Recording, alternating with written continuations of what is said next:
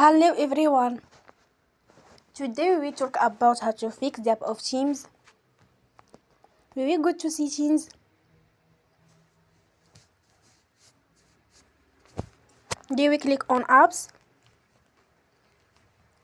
After that you will search the app Teams and you will click. Then you will enforce stop.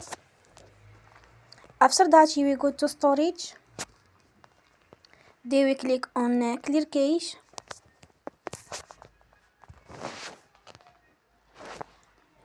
You will go to Play Store and you will update your app.